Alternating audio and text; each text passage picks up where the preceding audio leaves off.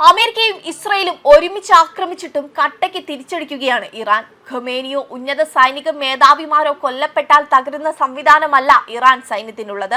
അവർക്ക് ബദൽ സംവിധാനങ്ങൾ നിരവധിയുണ്ട്. കഴിഞ്ഞ ജൂണിൽ നടന്ന ഇസ്രയേൽ ആക്രമണത്തിൽ നിരവധി ഉന്നത സൈനിക മേധാവിമാരെ ചാവേർ ആക്രമണത്തിലൂടെ ഇസ്രയേൽ കൊലപ്പെടുത്തിയത് നാം കണ്ടതല്ലേ. എന്നിട്ട് അത് ഇറാൻ സൈന്യത്തിന്റെ പ്രത്യാക്രമണത്തെ വല്ലതും ബാധിച്ചോ? അത് തന്നെയാണ് ഈ ചോദ്യത്തിനുള്ള ആദ്യ മറുപടി.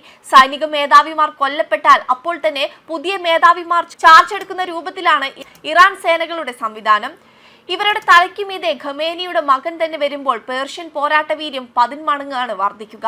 ഇറാനെ പിന്തുണയ്ക്കുന്ന വിദഗ്ധരുടെ അഭിപ്രായം ഇങ്ങനെയാണ്: ഇറാനെ ആക്രമിച്ച് കീഴടക്കി അവിടെ അമേരിക്കയ്ക്കും ഇസ്രയേലിനും താല്പര്യമുള്ളയാളെ ഭരണം ഏൽപ്പിക്കാം എന്ന അജണ്ട ഒരിക്കലും നടക്കാൻ പോകുന്നില്ല. ആക്രമിച്ച് കീഴടക്കി വരുതിയിലാക്കാൻ പറ്റുന്ന ഒരു രാജ്യവുമല്ല ഇറാൻ. ഭിന്നിപ്പിച്ച് ഭരിക്കുക എന്ന സയനിസ്റ്റ് തന്ത്രവും ആയത്തുള്ള അലി ഖമേനിയെ വധിച്ചതിലൂടെ ഇനി നടക്കുകയില്ല. ഇറാൻ ഭരണകൂടത്തിനെതിരെ മുൻപ് പ്രക്ഷോഭത്തിനിറങ്ങിയവർ പോലും ഇപ്പോൾ അമേരിക്കയ്ക്കും ഇസ്രയേലിനുമെതിരെ തെരുവിൽ ഇറങ്ങുന്ന കാഴ്ചയാണ് ഇറാനിലെങ്ങും കാണുന്നത്.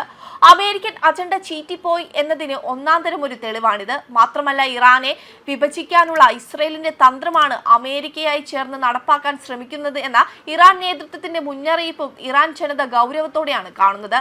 ഖമേനി കൊല്ലപ്പെട്ടാൽ ഇറാനിൽ ആഭ്യന്തര കലാപം ഉണ്ടാകുമെന്നും അതോടെ ഭരണമാറ്റം സംഭവിക്കുമെന്നുമുള്ള ട്രംപിന്റെയും നെതന്യാഹുവിന്റെയും കണക്കു തെറ്റിക്കുന്ന സംഭവ വികാസങ്ങളാണിത്.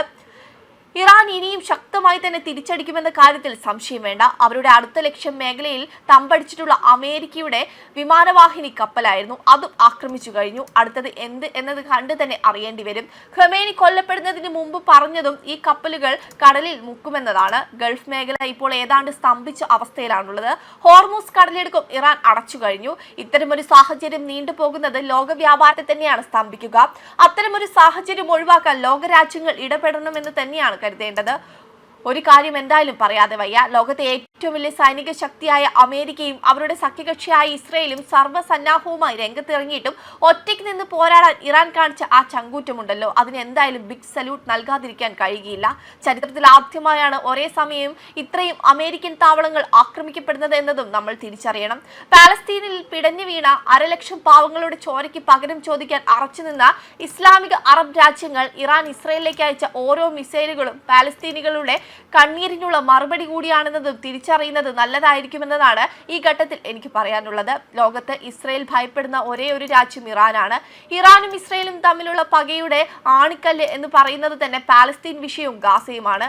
അതുകൊണ്ട് തന്നെയാണ് ഗൾഫ് രാജ്യങ്ങൾ ഉൾപ്പെടെ ലോകത്തെ ഇസ്ലാമിക രാജ്യങ്ങളിലെ ജനങ്ങളിലെ ഭൂരിപക്ഷവും അവരുടെ രാജ്യങ്ങളിലെ അമേരിക്കൻ താവളങ്ങൾക്ക് നേരെ ഇറാൻ ആക്രമണം നടത്തുന്ന ഈ ഘട്ടത്തിൽ പോലും ഇറാനൊപ്പം ഉറച്ചു നിൽക്കുന്നത്. ഗൾഫ് രാജ്യങ്ങളിലെ ഭരണകൂടം അമേരിക്കയ്ക്ക് ഒപ്പമാണെങ്കിലും അവിടുത്തെ ജനങ്ങളെ സംബന്ധിച്ച് ഇപ്പോഴും ഇറാൻ പോരാളികളുടെ രാജ്യം തന്നെയാണ്. അക്കാര്യത്തിൽ എന്തായാലും സംശയം വേണ്ട. വെബ് ഡെസ്ക് കർമ്മ ന്യൂസ്.